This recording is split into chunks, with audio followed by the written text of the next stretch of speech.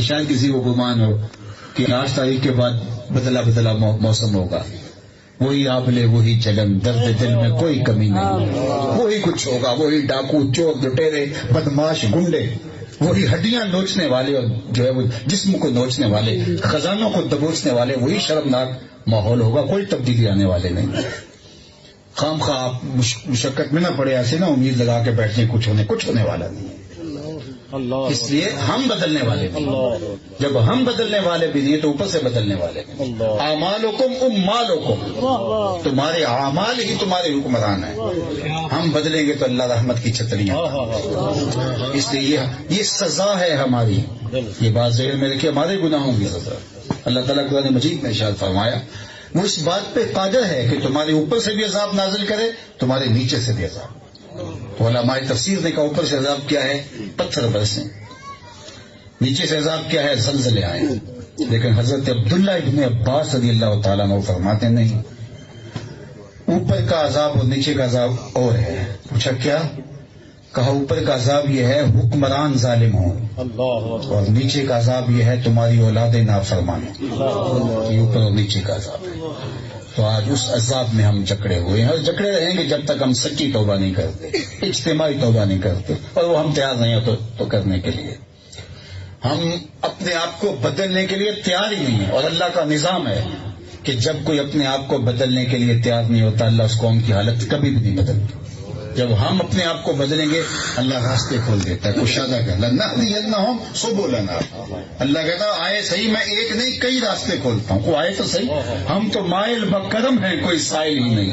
راہ دکھلائیں کسے راہ رب منزل ہی نہیں. جلوائے طور تو موجود ہے، کوئی موسیٰ ہی نہیں. کچھ سچی طلب سے آئے تو اسے دروازے کھول دیتے. لیکن جب تم نہیں بدلنا چاہتے تو تمہارے اوپر یہ سزا کے طور پہ مسلط ہوتے رہیں گے اور یہ ہوتا رہے گا تمہارے ساتھ. خوش فہمی اگر پال لو تو یہ تمہاری مرضی، لیکن یہ ہونے والا کچھ نہیں ہے. تو آئیے میں اور آپ اپنے آپ کو بدلیں، اپنی زندگی کو تبدیل کریں. آغاز یہاں سے ہوگا اور اس جسم کا آغاز یہاں دل سے ہوگا. وہ کسی نے کہا تھا نا کعبے کی گل نہیں مکتی ہے دل و نہ مکائی. یہاں سے آغاز لیں اور پھر پورے بدن کو، پھر اپنے گھر کو. قوا انفسکم واہلیکم نارا وقودھا الناس والحجارہ. اللہ نے قرآن میں ضابطہ دیا ہے، قوا انفسکم، پہلے اپنے آپ کو بدلو. اس کے بعد فرمایا واہلیکم، اور پھر اپنے اہل خانہ کو جہنم کی آگ سے بچاؤ. وقودھا الناس والحجارہ، جس کا ایندھن انسان اور پتھر ہے. تو آغاز یہاں سے ہوتا ہے، میری ذات سے ہوگا، پھر میرے گھر سے ہوگا، پھر وہ نور پھیلے گا. لیکن ہم اپنے آپ کو نہیں بدلنا چاہتے، دوسروں کو بدلنا چاہتے ہیں. اپوزیشن حکومت کو بدلنا چاہتی ہے، حکومت اپوزیشن کو بدلنا چاہتی ہے. عوام کہتے ہیں اوپر والے بدل جائیں، وہ کہتے ہیں نیچے والے بدلیں. یہ لڑائی چلتی رہے گی، بدلاؤ کوئی بھی نہیں ہوگا. تو مجھے اپنے سے آغاز کرنا ہے، آپ کو اپنے سے آغاز کرنا ہے، اور اپنی زندگی ہم قیامت کے دن اپنا اپنا فرض عمل لے کے اللہ کے حضور پیش ہوں گے.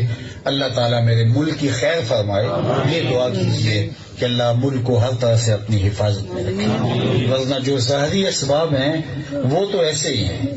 وہ کیا کسی نے کہا تھا کہ جب میں کہتا ہوں الہی میرے احوال دے، حکم ہوتا ہے اپنا نامہ اعمال دے. تو اس لیے ہمارا نامہ اعمال تو یہ ہے کہ پتھر برسیں آسمان پہ، لیکن پھر بھی حضور کا صدقہ ہے کہ اس امت کی شکلیں نہیں تبدیل ہوتی. اس کے پتھر نہیں، اس کے اوپر پتھر نہیں برستے. تو اللہ حضور کے صدقے ہمیں معاف فرمائے.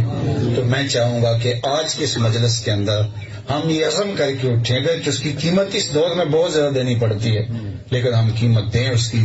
ہم اپنی زندگی میں جھوٹ کو داخل ہی نہیں ہونے دیں گے.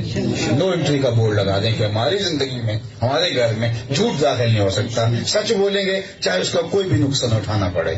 تو سچ کا ظاہری نقصان تو ہو سکتا ہے لیکن حقیقت میں سچ کا کوئی نقصان نہیں. سچ ہی جنت کا راستہ ہے. اور میرے اور آپ کے نبی آقا حضور نبی رحمت اعلان نبوت سے قبل کافروں کی زبان سے بھی صادق اور امین کہتا ہے. اپنے تو اپنے تھے. تو اللہ آپ کو یہاں سب کو برکتیں دے، اور جو حاضری کا شرف موقع سعادت ملی اس کی برکت اللہ میری اور آپ کی زندگی میں اتار دے.